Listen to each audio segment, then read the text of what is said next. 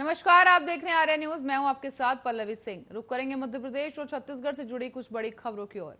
तो बता दें कि मध्य प्रदेश के जबलपुर हाईकोर्ट ने मंगलवार को ओबीसी आरक्षण पर एक बड़ा फैसला सुना दिया है। मध्य प्रदेश में ओबीसी वर्ग को 27% आरक्षण देने पर हाईकोर्ट ने रोक को बरकरार रखा है।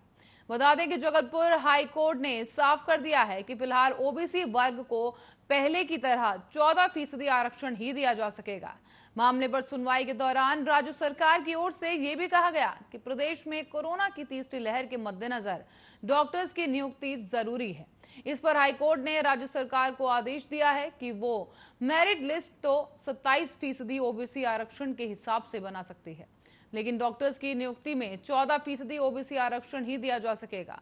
हाईकोर्ट ने इस मामले पर याचिकाकर्ताओं समेत राज्य सरकार से लिखित में अपनी बहस के बिंदु पेश करने के आदेश भी दिए हैं। कोर्ट ने इस मामले पर अगली सुनवाई के लिए 10 अगस्त की तारीख तय कर दी है। इसी बीच मंगलवार को सुनवाई के दौरान राज्य सरकार की ओर से वरिष्ठ अधिवक्ता पुरुषेंद्र कौरव ने कहा कि प्रदेश में ओबीसी वर्ग की आर्थिक सामाजिक स्थिति और उनकी बड़ी आबादी को देखते हुए ओबीसी आरक्षण बढ़ाना जरूरी है।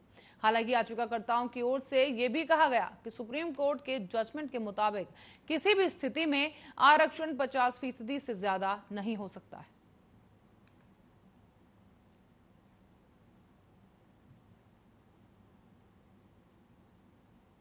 वहीं भाजपा के विधायक रामेश्वर शर्मा द्वारा मध्य प्रदेश में जनसंख्या नियंत्रण कानून बनाए जाने की मांग के बीच अब प्रदेश के गृह मंत्री नरोत्तम मिश्रा ने भी मंगलवार को कहा है कि अभी कोई प्रस्ताव राज्य सरकार के पास विचाराधीन नहीं है। भोपाल की हुजूर विधानसभा सीट के विधायक रामेश्वर शर्मा ने मंगलवार को ट्वीट कर ये जानकारी दी और कहा कि मैंने मध्य प्रदेश के मुख्यमंत्री शिवराज सिंह चौहान को आज पत्र लिखा है और उनसे आग्रह किया है कि राज्य में जनसंख्या नियंत्रण कानून लागू होना चाहिए, क्योंकि ये सुरक्षा, विकास और सुशासन के लिए बहुत ही ज्यादा आवश्यक है।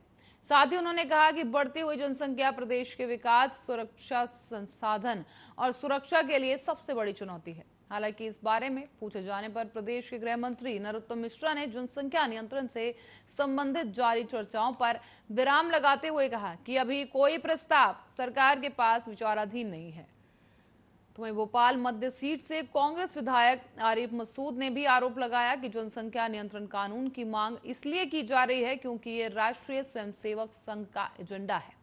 उन्होंने ये भी कहा कि सरकार के पास अब कोई मुद्दा नहीं है।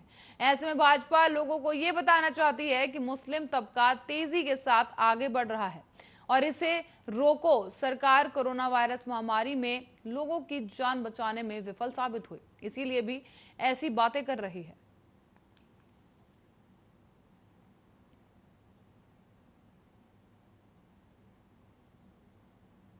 और मध्य प्रदेश की राजधानी भोपाल के बैरागढ़ कपड़ा बाजार से पूरे प्रदेश के थोक और फुटकर बाजारों में कारोबारी कपड़ा खरीदते हैं। 3 साल पहले तक बैरागढ़ के थोक कपड़ा बाजार में चीन से बने कपड़े की भरमार थी। खासतौर पर चादरें, रजाई और कपड़ा, पर्दे और हैंडलूम के कपड़े पर चीन का वर्चस्व था, लेकिन अब ये बीते दिनों की बात हो गई है। देसी कपड़ा बेचकर अब व्यापारी आत्मनिर्भर भारत अभियान को सफल बना रहे हैं। बाजार में चीनी कपड़ों की बिक्री 3 साल में 90% तक कम हो गई है। एक अनुमान के अनुसार व्यापारियों ने पिछले 1 साल में ही चीन को 100 करोड़ रुपए का झटका दिया था। दरअसल चीन में बना सामान सस्ता होने के कारण व्यापारी इसकी बिक्री करते रहे।